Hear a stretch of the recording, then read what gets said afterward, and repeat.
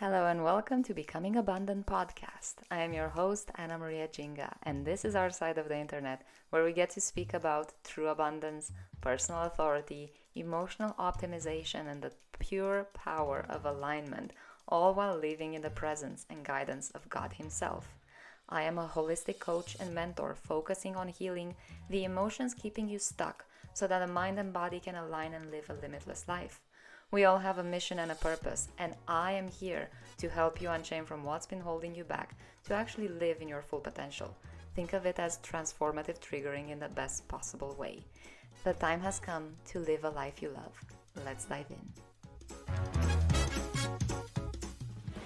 Hello, my darlings, and welcome to this week's episode of Becoming Abundant podcast. I am your host, Anna Maria Jinga, and I welcome you with open arms to yet another powerful episode where we talk about everything under the sun that's connected to you thinking yourself out of whatever overwhelm, burnout, panic mode the world has brought you to. And I have to say, you guys are absolutely kicking butt and taking names when it comes to doing your homeworks, answering the questions that I always have at the end of every episode. I love reading your messages. I love hearing them from you. So please, please, please share more because I love seeing all of your guys' progress and growth and the impact that we actually get to create in this community. So thank you so much for that. And if you are new, please say hi. I'm always happy to welcome in fresh people. If you've been here for a while, share what's one thing that keeps you coming back to every episode, because I would love to know that. And without further ado, let's dive into the story time of our 15th episode, if you guys can believe that. Happy 15, sweet 15, Cinquanera, all of those things. Love having you guys here. I love how we get to together make our lives better, grow, expand our brains, or expand our hearts. And for this week, I actually want to dive into a subject that I've heard a few clients of mine talking about. And you know how I love to bring here whatever I'm seeing as a constant pattern in my clients. I believe that it's something that you probably are going through as well. So this week, we're actually diving into the concept of rest, the concept of stopping, the concept of slowing down. And the question of the week for this podcast episode that actually launched the idea that I have behind it right now is, why are we not stopping, and when should we be stopping? Because when we think of our growth in personal development, if you are very ingrained in it, if you are very connected to personal development to a certain degree, you will feel like there's always more to learn, there's always more to grow, more, the next level. I want more, I want higher, I want better. There's no end in sight. And even growth has some boundaries that need to happen. Because whenever we're growing too much without actually anchoring things in, we will miss the point of the actual growth.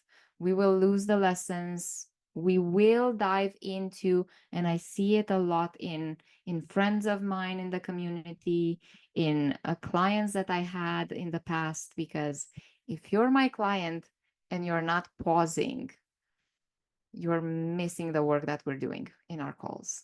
So that's why I'm saying clients I had in the past, because I do get to trigger people when I tell them you actually need to rest in order to grow. You actually need to pause in order to go further.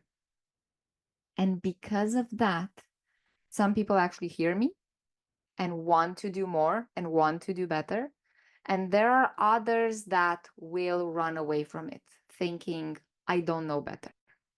I couldn't know better what they need because I'm not growing a multi-million dollar business. Actually, I am, but I'm just at the beginning of it. It's not about the money. It's not about the numbers. It's about how you get to feel fulfilled in your life. And without proper balance and without proper alignment in your energetics, you're constantly in a lack, wanting to grow more and more and more without knowing what's going on, without anchoring in what you're learning. So, when I have clients that actually want to do the work properly, we work on what's going on when you do not want to stop. Some of the things that I've noticed when clients don't want to stop is their need to constantly control the next step, their need to constantly control the outcome. There's no faith behind their progress, there's no trusting in a higher power and in their own powers as well. It's just, I want more, more, more, do, constantly in the masculine of getting things done.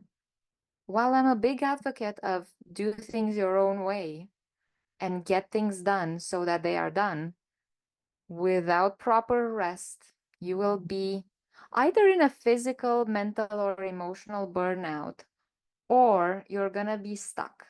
You're gonna be constantly stuck in a loop of, I want more, I need to do better, more, better, better, better. You're not gonna see abundance, even if it stares you in the face, even if it screams at you, hey, I am here. I am ready for you to see me. I'm here. I made it. Here we are. We're having our blissful, abundant experience. Why are you constantly looking for the next chapter? You're not seeing me, me as in abundance. You're not seeing me. You're missing the point. Where are you going? Where are you trying to go? What is the end goal?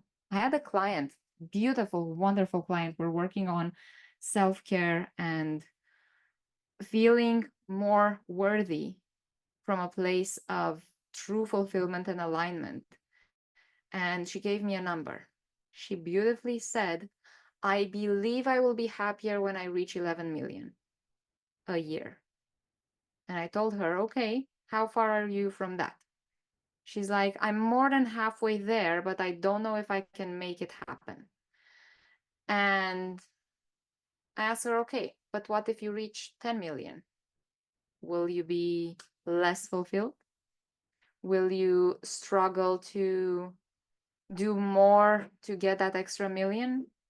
Will you beat yourself up because you didn't do enough to reach that 11 mark? And then she sat with me in the silence of the questions that she was pondering. And she realized that I don't know if it's going to be enough, even if I reach there. So we dove into what I like to call the rabbit hole of self-worth. And we figured out that there was a pattern of never being good enough because in her culture she was a woman. And in her culture, women are second class. And while she's not living in that culture anymore, she grew up in that culture. And as she grew up in that culture, she constantly wanted to be more masculine, more like a guy, more like, let's get things done now. And she built a whole multi-million dollar business. Yet she believes that if she stops, it's all gonna fall apart. It's not the truth, because when you stop, you actually create space for more creativity, for more resource, for more space for you to expand. When you stop and rest and feel the space around you, you realize that abundance was actually staring you in the face. You might even realize that you're already at the target of what you wanted. You surpassed it, and you even missed it. I had a very beautiful experience as I was walking the other day towards the pavilion here where we're at for my morning yoga class.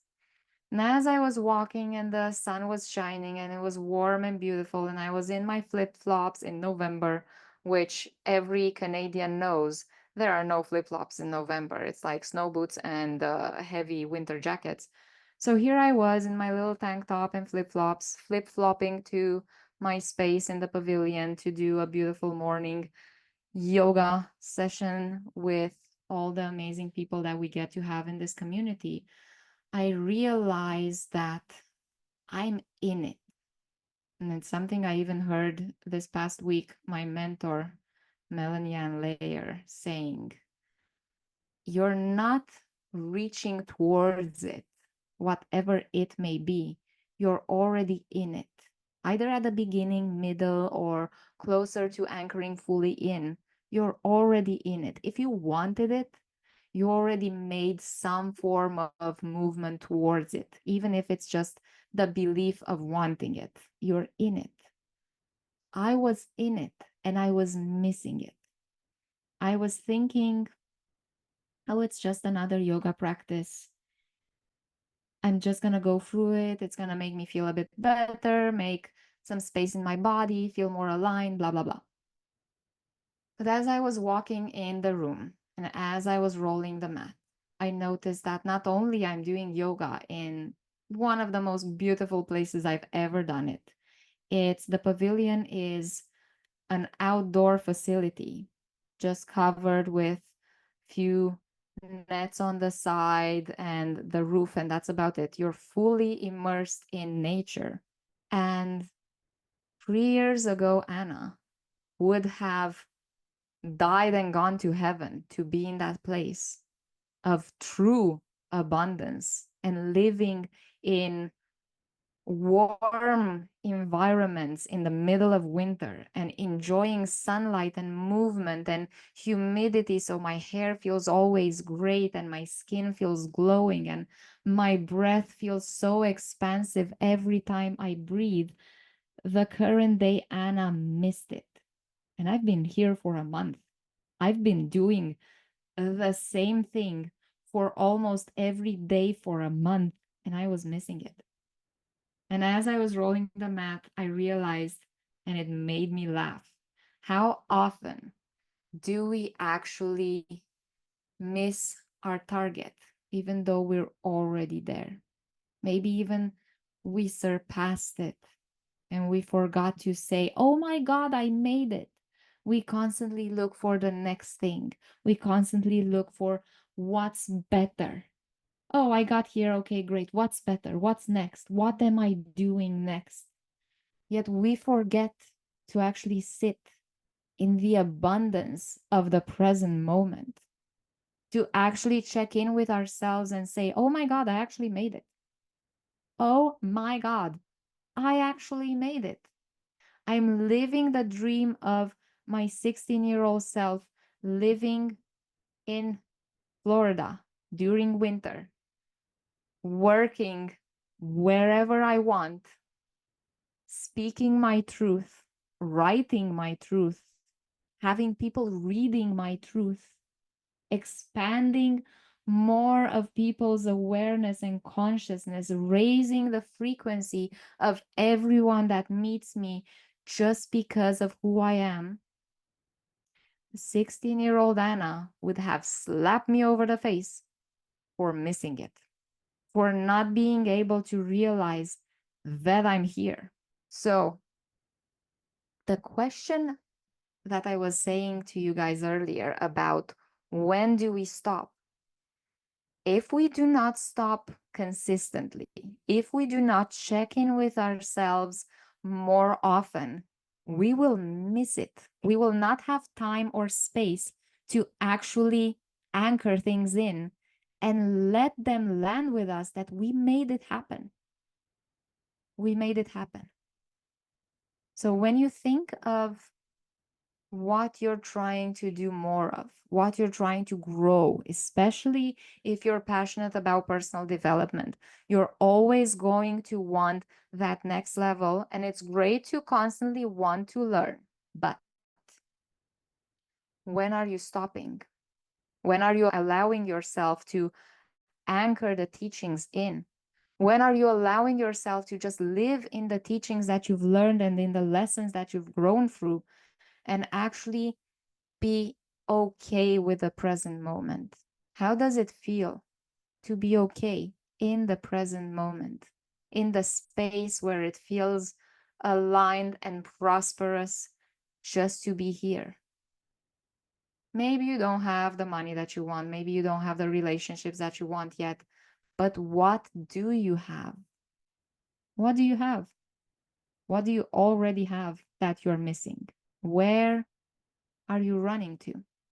Because if you constantly are running, no matter the goal, no matter the outcome, no matter the challenge, the desire, the wanting, the needing, you're never going to be fully satisfied. You're never going to fully anchor in the feeling of abundance. Because when we think about it, what is abundance actually? It's freedom. And when we are free, everything is better. Everything is easier. Everything is so much dreamier than you can possibly imagine when you are free. So, my question for you guys this week is, what does stopping look like to you?